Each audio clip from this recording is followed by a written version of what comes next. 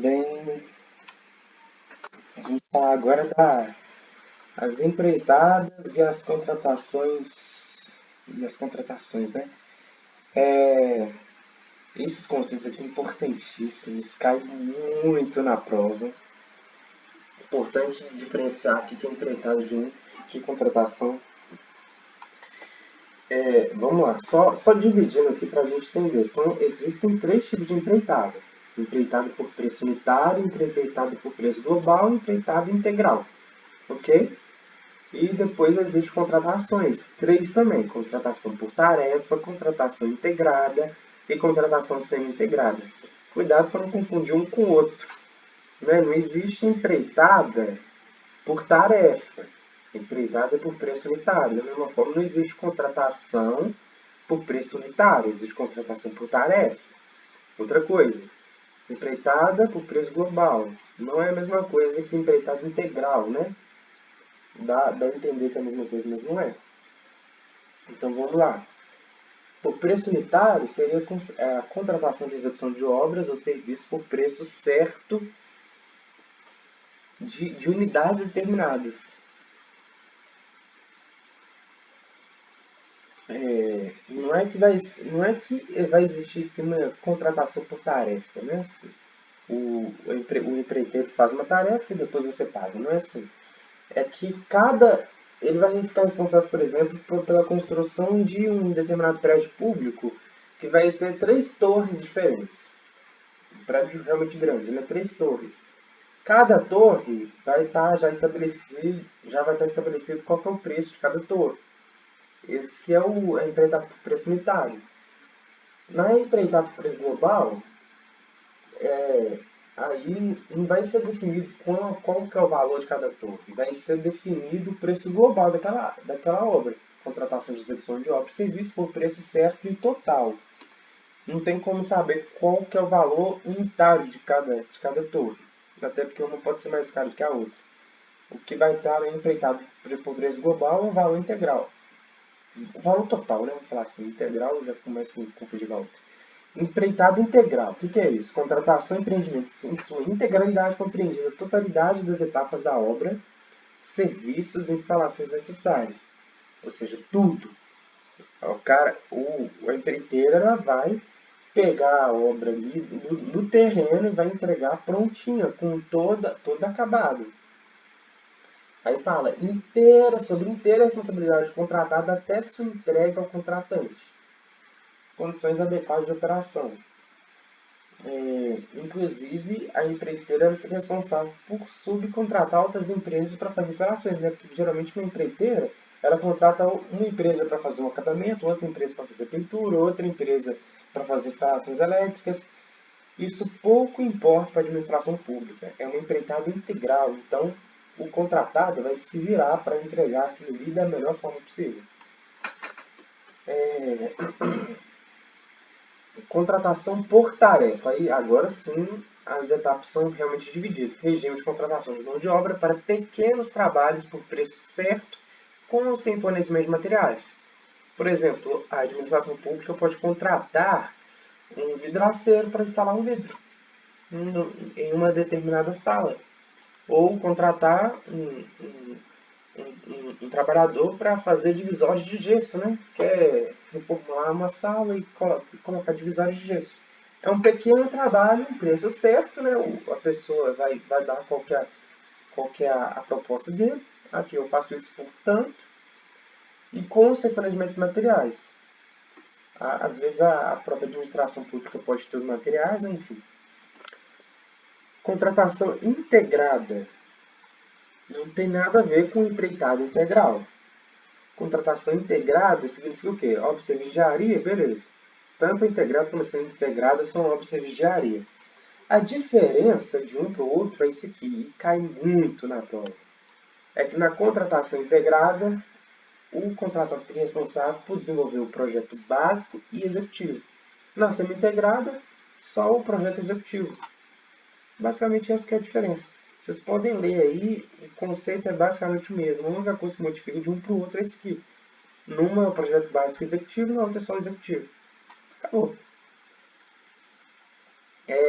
Fornecimento e prestação de serviço associado. Regime de contratação em que, além do fornecimento do objeto, o contratado responsabiliza-se por sua operação, manutenção ou ambas por tempo determinado. Ou seja, a administração pública contrata uma determinada empresa para aluga, por exemplo, câmeras de segurança, né?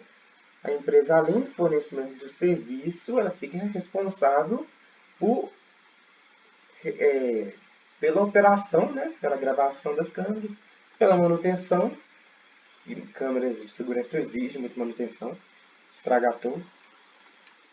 Mas aqui ficar atento a isso, por tempo determinado. Uma coisa que a gente tem que lembrar aqui também é da obrigatoriedade do orçamento, né? Vocês lembram que a gente falou aqui atrás? O orçamento detalhado do custo global da obra é obrigatório exclusivamente para os regimes de empreitado por preço unitário, empreitado por preço global e empreitado integral, ou seja, as três que existem, né? E o empreitado é obrigatório ter orçamento detalhado do custo global da obra. Já nas contratações é só a contratação por tarefa que se exige essa obrigatoriedade aqui. Nas outras contratações não. Lembra das outras contratações? Contratação integrada e contratação semi-integrada não é obrigatório esse orçamento aqui detalhado não. Até porque eles já vão ficar responsáveis pela elaboração do projeto, né? Na contratação integrada pelo projeto básico executivo e na semi-integrada pelo projeto executivo. Como elas ainda vão fazer o projeto, não tem como exatamente saber qual vai ser o orçamento global, né? Então, é por isso que não é exigível esse orçamento detalhado. Mas no fornecimento de prestação de serviço associado é exigível. Deu para entender? Em todas as empreitadas é obrigatório em relação à contratação só para contratação por tarefa e o fornecimento de prestação de serviço associado. À frente. Regime de execução. Execução direta é aquela execução feita pelo próprio órgão público, seus próprios meios, e a execução indireta é quando o órgão ou entidade delega, mediante contrato a terceiros, podendo ocorrer por meio de empreitada, aí isso que entra. As empreitadas, as contratações e o fornecimento de preço associado. Esse aqui é o regime de execução indireta, não é a administração pública que está fazendo a obra, entendeu? Ela contratou uma empresa para fazer a obra para ela. Ela só está pagando essa empresa. Licitação internacional. Lembrando que isso aqui tudo são ainda no artigo de conceitos. O que seria uma licitação internacional? É admitida a participação de licitantes estrangeiros. Já vi perguntas falando que estrangeiros não podem participar de licitação no Brasil. Errado. Pode participar sim. Só que com a possibilidade de contratação por preço de moeda estrangeira. Olha só. Pode haver cotação pelo dólar, não é obrigatório que seja no real. Ou licitação na qual o objeto contratual pode ou deve ser executado no todo ou em parte em território estrangeiro. Então, duas coisas para gravar aqui. A empresas estrangeiras pode participar de licitação, ok? E existe a possibilidade da cotação ser por moeda estrangeira. Não existe obrigatoriedade que seja moeda brasileira, não. Real, não. Serviço nacional, serviço prestado em território nacional, nas condições estabelecidas pelo Executivo Federal. Produto manufaturado nacional. Produto manufaturado produzido no território nacional de acordo com os processos produtivos básicos. Isso aqui não tem nada de mais não, nunca vi cair na prova, não. Concorrência é uma modalidade de licitação. Lembrando que a nova lei de licitações ela tem, dentre as modalidades aí, leilão, pregão, concorrência, concurso e diálogo competitivo. São 5 modalidades existentes. registro de preço não existe mais não, viu? O que seria a contratação por concorrência? É uma das mais comuns, só não é mais comum que o pregão. Na concorrência pode ser menor preço, melhor técnica, técnica e preço, maior retorno econômico e maior desconto. Ou seja, quem dá menos. Concorrência é isso, quem dá menos. Menos no sentido de valores, né? Mas a melhor qualidade possível aqui. Melhor técnico com conteúdo artístico.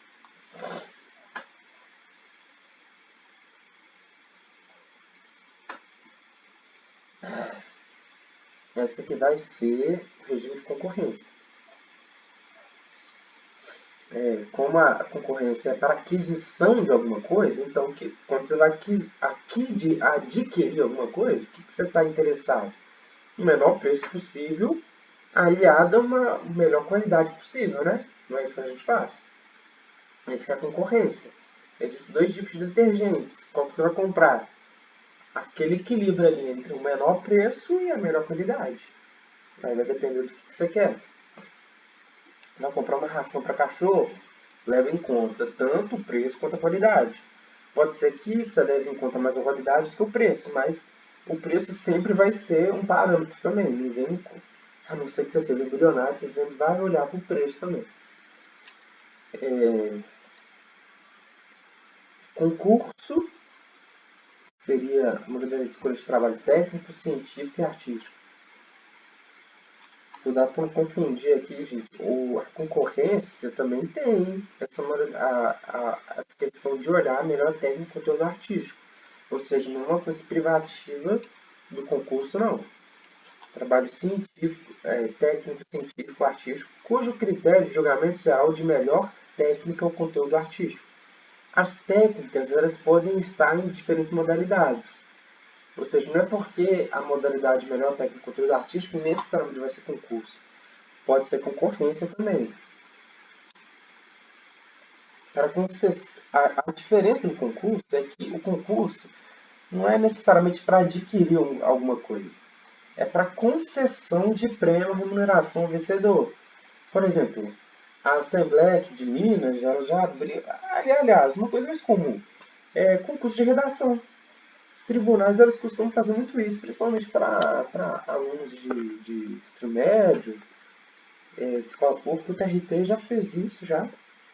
Abriu um concurso. Lembrando, gente, concurso aqui não tem nada a ver com concurso de servidores, não. Concurso para conceder algum prêmio. O TRT aqui de Minas fez o concurso para eleger uma melhor redação dentre alunos do ensino médio de escola pública. Isso é um concurso. Concurso de melhor redação. Não é para adquirir uma redação, eles não estão interessados na redação em si, eles estão interessados em estimular o trabalho técnico dos alunos, né? E eles concedem um prêmio. Não lembro exatamente qual era o prêmio, mas enfim, concede algum prêmio ou remuneração pelo vencedor. A Assembleia aqui de Minas também já abriu um concurso para eleger um hino para Minas Gerais. Acabou que acho que não vingou, se não me engano, não teve algum vencedor, mas qualquer um poderia se inscrever e enviar um hino. E aquele vencedor poderia ganhar. Outra coisa importante frisar aqui, né? Não é porque o concurso é obrigatório ter um vencedor, não.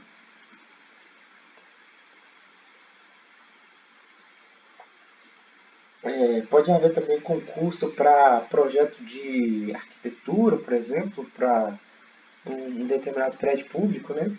Pode ser feito assim também. Escolha através de concurso. Claro que vai ser só um esboço, né? Ninguém vai fazer um projeto de graça, né? Vamos lá. Leilão. Leilão já é de conhecimento comum, né? O que é leilão? Que dá mais? Maior lance. Aqui o leilão já não é para adquirir nada, não. O leilão ele vai ser para quando a administração pública quer se livrar de alguma coisa, quer vender, quer passar isso para terceiro, alienar. Alienação de bens imóveis ou móveis, ou seja, sempre vai ser bens, não vai ser serviços, inservíveis ou legalmente apreendidos. O carro, por exemplo, não é carro do Detran. O Detran, Receita Federal também faz muito leilão, né? Que eles apreendem coisas de produto de sonegação fiscal. Então, às vezes você tem ali uma aeronave, você tem o celular, você tem roupa da Shein que a pessoa não quis pagar o tributo, e aí, e aí vai ser leiloado. Tem uns leilão bom aí, não sei como é que isso funciona, nunca participei, mas tem uns leilão bom aí. Melhor do que jogar na bet. E vai ser o maior lance, ou seja, quem dá mais para aquele produto que vai levar. Já não vai ser menor preço, né? Vai ser maior. Pregão, um dos mais comuns modalidades que tem, já tinha na antiga lei de licitações públicas, modalidade de licitação obrigatória para aquisição de bens e serviços comuns. Está falando de bens e serviços comuns? Vai ser pregão. Entendeu? Critério de julgamento poderá ser o de menor preço ou de maior desconto. É o mais simples de todos. Menor preço, maior desconto. É uma compra comum, basicamente, né? E aí, você... Ah, não estou precisando de não sei quantos pacotes de papel higiênico, de, de detergente. Essas coisas comuns, não é bem serviços comuns, tudo vai ser pregão. Para obter computadores, pregão. Concorrência vai ser coisas mais elaboradas. Então, contratação de bens e serviços especiais e de obras e serviços comuns especiais de engenharia. Lembrar disso. Concorrência, serviços especiais ou obras e serviços comuns e especiais de engenharia. Aí dá para confundir, né? Você está falando de serviços, aqui serviços especiais, e se for engenharia, independente se é comum ou especial, vai ser concorrência. Agora, se é bem serviço comum, pregão.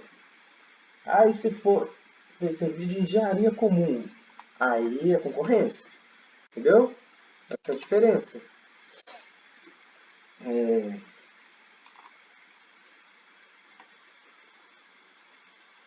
lembrando, vocês lembram, né? Seria a diferença de serviço comum e serviço especial, né? Serviço especial, só lembrar daquelas palavrinhas lá, alta heterogeneidade, complexidade. Ah, então é especial. Serviço comum é aquele que objetivamente pode ser definido no edital. Lembrar dessa palavrinha também, obrigatório. Não é uma possibilidade, não. Ou seja, não existe possibilidade nenhuma de um bem comum ser contratado por uma modalidade que não seja o pregão. Nenhuma possibilidade, entendeu? Se tiver na prova lá, sempre aquisição de bens e serviços comuns será pela modalidade de pregão. Certo. Apesar que a gente tem que ficar assim com meio desconfiado quando aparece a palavra sempre, nesse caso aqui, beleza. É realmente de fato é sempre mesmo, não tem exceções não.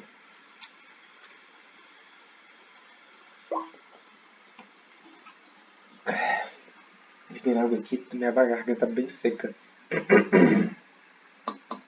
Uma diferença que tinha do pregão da Lei 866, que é a antiga lei, né? E da nova lei de licitações, é que na antiga lei falava que poderá ser adotada a licitação em relação aos bens e serviços comuns. Aqui já é obrigatório.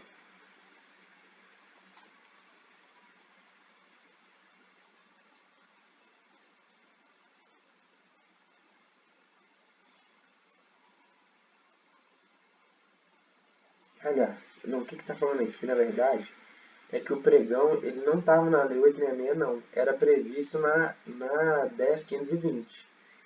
Era uma lei específica. Não, que bom, né? Que juntaram. Eu lembro que eu estudei essa lei. Em algum concurso eu tive que estudar tanto a 866 quanto essa lei aqui. Graças a Deus a lei de licitações ela unificou algumas leis. Podia ter incluído também a PPP logo, né? Mas enfim, a PPP está numa lei específica. Mas beleza. A aquisição de bens e serviços comuns poderá ser adotada a licitação de modalidade de pregão. Aqui era uma possibilidade, agora é uma obrigatoriedade em relação a bens e serviços comuns. E outra diferença é que o critério antes era só de menor preço. Aqui, além do menor preço, também tem o maior desconto, que é diferente do menor preço, né? Não necessariamente o maior desconto vai dar um ensejo no melhor preço, né? No melhor preço. Entenderam? O próximo. Diálogo competitivo é a quinta modalidade de licitação, que é uma muito nova, está caindo ainda muito em prova. A modalidade de licitação para a contratação de obras e serviços de compras em que a administração pública realiza diálogos com os licitantes previamente selecionados, importante frisar isso, ou seja, existe uma pré-seleção para quem vai participar desse diálogo aqui, mediante critérios objetivos com o intuito de desenvolver uma ou mais alternativas capazes de atender às suas necessidades, devendo os licitantes apresentar a proposta final após o encerramento dos diálogos.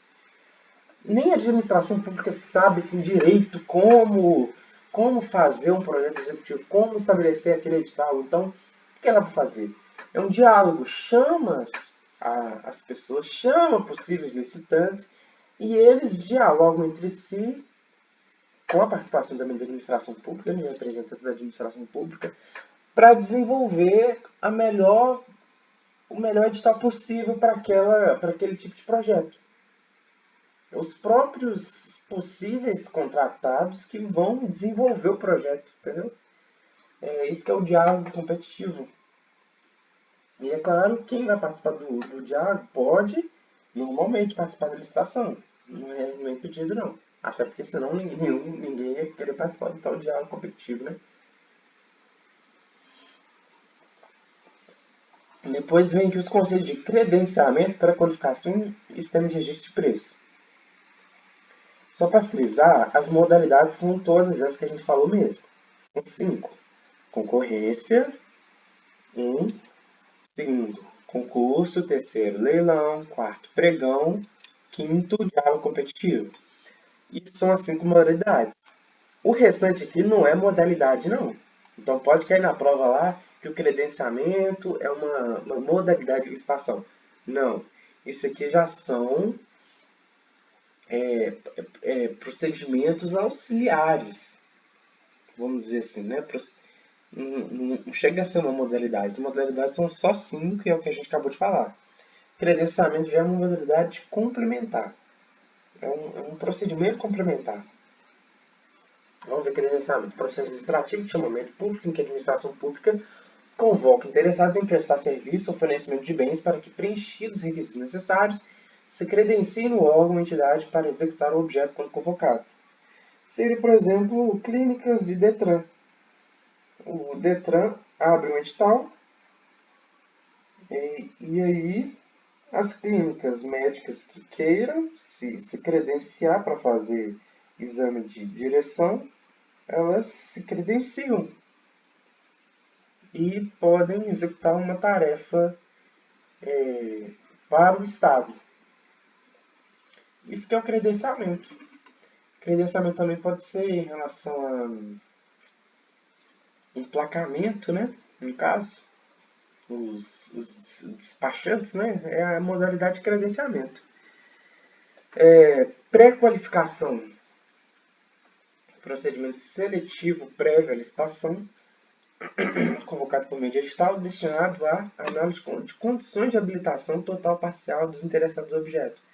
Ou seja, em regra, a habilitação ela vai ser um procedimento depois do julgamento, em regra, depois do julgamento. Só que para dar uma filtrada, a administração pública poderá estabelecer a pré-qualificação para saber se os licitantes interessados realmente conseguem participar da... É o que pode ser usado aqui no caso de diálogo competitivo. Essa previamente selecionada significa o quê? Vai ser estabelecida uma pré-qualificação. A qualificação mesmo vai, em regra, vai ser depois do julgamento. Pode ser até antes do julgamento, mas tem que ter motivação para isso. Pré-qualificação é isso, beleza. Sistema de registro de preços. Cuidado para não confundir registro de preço com uma das modalidades antigas que tinha lá na 8666. Aqui é um procedimento auxiliar. Sistema de registro de preço não é modalidade aqui, é só um procedimento auxiliar, complementar. Procedimento para realização mediante contratação direta pela estação da modalidade pregão ou concorrência, de registro formal de preços relativos e prestação de serviços e obras e aquisição e locação de bens para contratações futuras. Eu já fiquei registrado lá para o preço para, eventualmente, no futuro, a administração ir lá e comprar aquele material. Geralmente é materiais comuns, assim, papel higiênico, pasta de dente, álcool para a escola, enfim, uniformes. Ele fica registrado qual é o preço e aí a administração pública pode eventualmente comprar sem já estar estabelecido quanto que vai ser, quando vai ser, né? É quando precisar. Temos registro de preço, só lembrando aí, aqui antes na Lei 866 era mediante concorrência, aqui pode ser tanto contratação direta ou nas modalidades concorrência pregão, entendeu? Contratação direta seria sem licitação, né? Concorrência pregão é com licitação. Aqui antes era só concorrência. Flexibilizou um pouco, né? Já que você pode registrar preço e comprar diretamente, sem necessária licitação.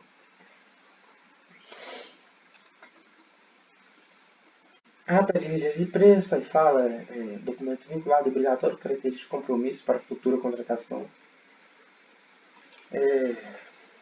Órgão de entidade gerenciadora, que seria o órgão responsável pela condução do conjunto de procedimentos de registro de preço. Órgão de entidade participante, que vai participar, né? Órgãos de entidades não participantes ou órgão de administração pública que não participa dos procedimentos iniciais da licitação de registro de preço e não integra ato de registro, mas eventualmente pode participar. Por exemplo, um determinado órgão faz uma ata de registro de preço, bonitinha, tudo, só que um outro órgão não quer fazer e quer aproveitar aquela ata que um outro órgão já fez. Ele pode fazer isso? Pode aproveitar. Não tem problema nenhum não. Só quem vai ficar gerenciando é quem fez. Comissão de contratação. Conjunto de agentes públicos indicados pela administração em caráter permanente ou especial com a função de receber, examinar e julgar os documentos relativos à licitação e aos procedimentos auxiliares. Comissão de contratação são agentes públicos indicados pela administração. Importante isso. Comissão de contratação, olha aqui que dá para enganar, né? Existe uma diferença entre comissão de contratação. Aliás, não, é que eu dei. Enfim. Catálogo eletrônico, beleza, sítio eletrônico oficial. A questão do sítio, gente, é importante frisar aqui. O sítio da internet divulga, beleza. Governo digital, vocês... mais para frente a gente vai falar um pouquinho dele. Contrato de eficiência, isso aqui é uma modalidade nova, hein? Objeto de prestação de serviço que pode incluir a realização de obras e fornecimento de bens, proporcionar economia ao contratante.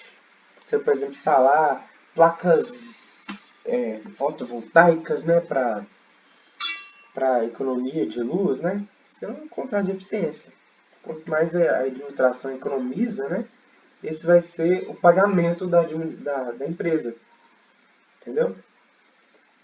O quanto a empresa, o quanto a administração pública economizar ao longo de um determinado tempo, vai ser exatamente o pagamento que vai ser feito para a pessoa que instalou a placa fotovoltaica.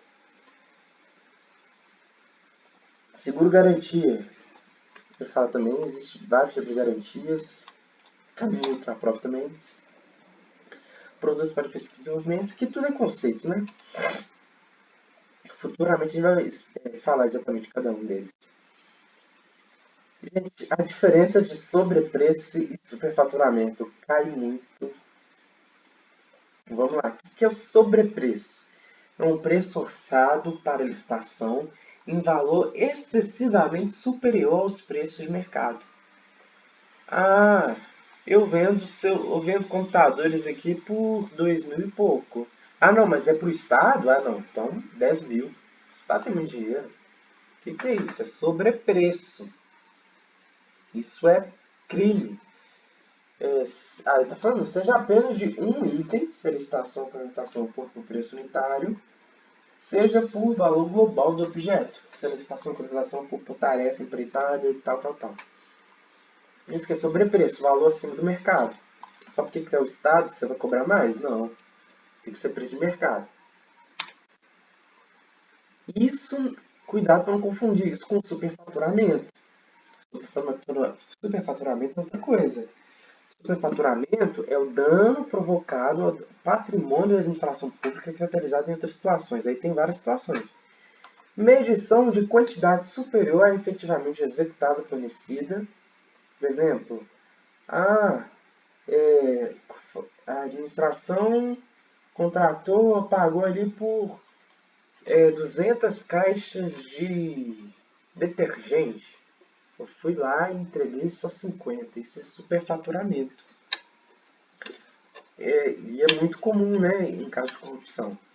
Por exemplo, o cara só dá 50 caixas e o valor que ele recebeu da administração pública pelos 200, ele racha ali com um servidor público ou um agente político.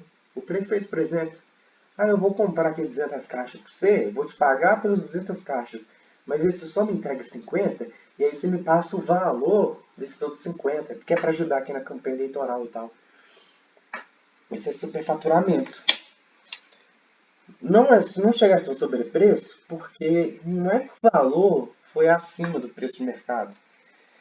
É que o valor tá normal. Às vezes pode ser até mais barato. Tá cobrando ali, o detergente custa um e pouco, tá cobrando ali 90 centavos. Mas aí, como tá entregando menos, aí é superfaturamento. Outra coisa que eu esqueci de falar aqui também, gente, sobre preço, é quando o valor é expressivamente superior. Se o valor está um pouco acima, isso não significa nem seja o sobrepreço, não. É comum o valor estar um pouco acima do mercado quando se trata, infelizmente, né? Um pouco comum isso. Porque, seja pelas condições que tem que entregar o produto, seja porque numa licitação a empresa acaba gastando muito com a burocracia que é necessária na licitação, né? Então, às vezes ela acaba cobrando um preço um pouquinho maior do que ela cobraria se fosse vender para outras pessoas, para uma pessoas comuns, né, no varejo. Com a entrega para o Estado é uma coisa mais burocrática. Sem falar que o Estado exige, às vezes, também garantias. Então, o preço, às vezes, pode ser um pouquinho acima, sim. Isso acontece muito. O que não pode é expressivamente superior. Aí não dá, entendeu? O trem custa R$ 1, só que tá cobrando R$ 10. Aí não, né? Superfaturamento. Beleza? Medição de quantidades superiores efetivamente executadas ou fornecidas. Deficiência na execução da obra, serviço de engenharia. Contratou um asfalto ali com uma determinada grossura, mas aí a empresa foi lá e deu aquele asfalto fininho, né? Que é só para durar até a eleição mesmo, depois vai encher tudo de buraco na primeira chuva. Isso aí é superfaturamento. Diminuição na qualidade, na vida útil e na segurança. Alteração no orçamento de obras e serviços que causem desequilíbrio econômico-financeiro do contrato em favor do contratado. Ou seja, foi estabelecido que tem que fazer uma determinada empresa de asfalto tem que entregar 10 ruas. Mas aí fez uma pequena alteração lá e falou que, aliás, que além do asfalto teria que também fazer instalação dos meio-fios. Só que a empresa foi lá e só fez o asfalto, não fez instalação dos meios-fios, através de uma alteração do contrato. Isso é uma coisa que beneficiou a contratada, já que no projeto estava escrito contação de meio fios, né?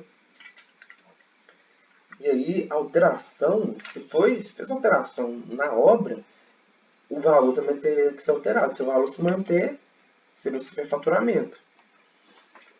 E aí, letra D, deixa em aberto aí outras alterações de cláusulas financeiras que gerem recebimentos contratuais antecipados, distorção do cronograma físico-financeiro, prorrogação injustificada do prazo contratual, com custos adicionais para a administração ou reajuste irregular de preços.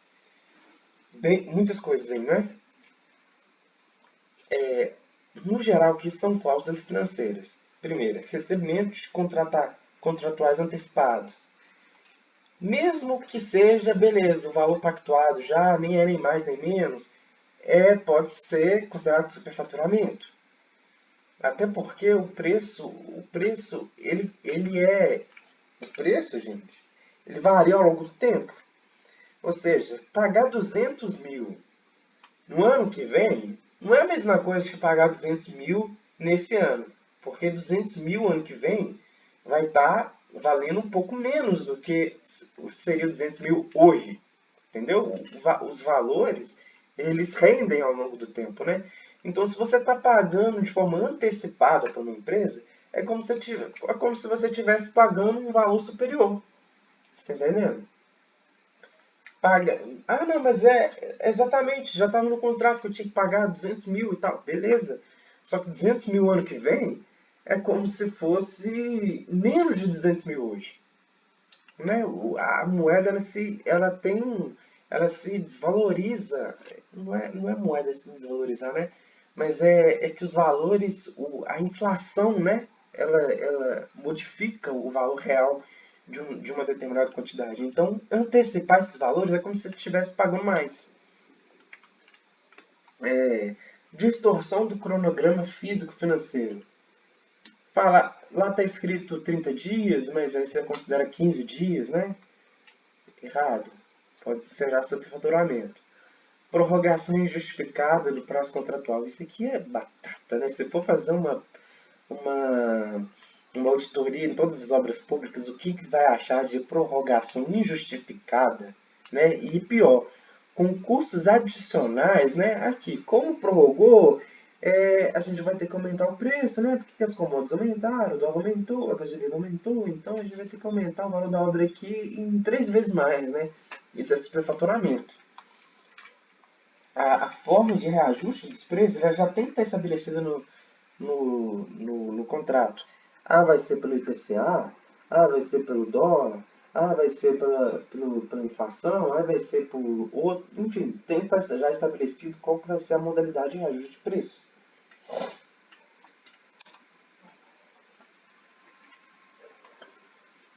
Só capitulando aí, diferença sobre preço para superfaturamento. Sobrepreço, valor expressivamente superior aos preços referenciais de mercado. O superfaturamento é isso aí. Medição de quantidades superior executadas, deficiência na obra, né, perda de qualidade, e alteração no orçamento que acarreta em desequilíbrio econômico financeiro do contrato.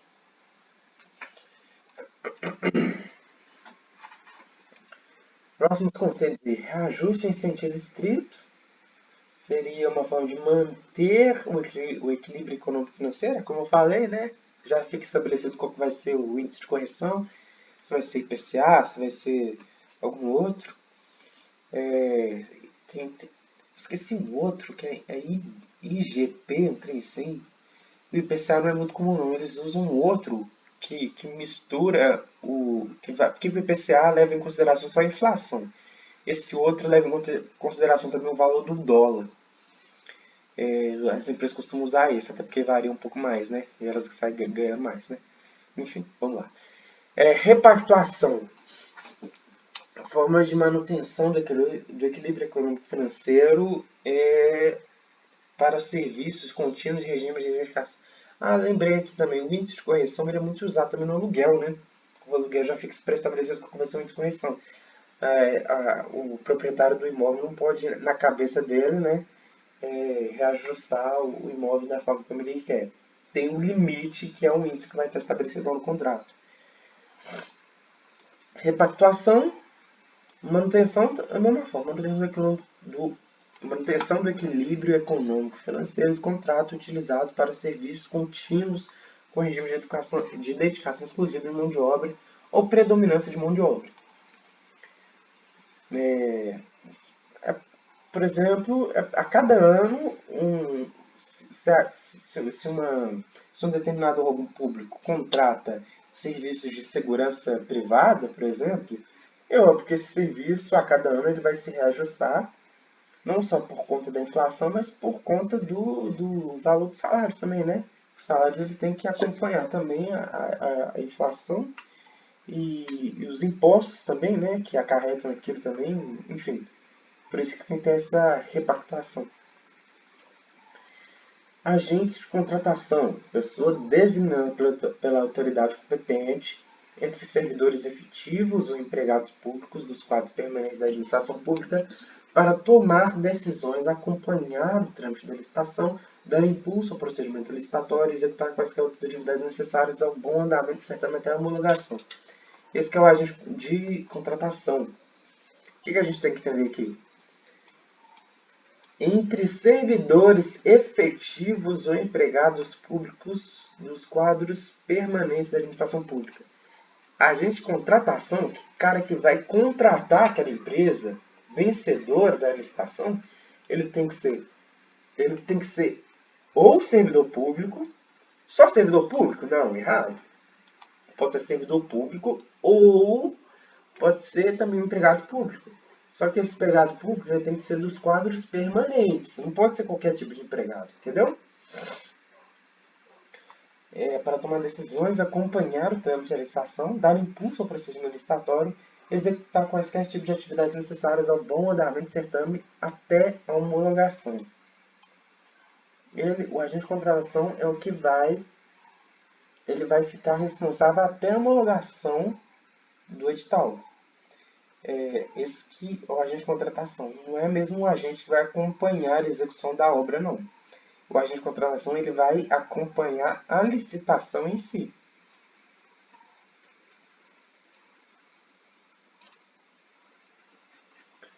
Agentes públicos.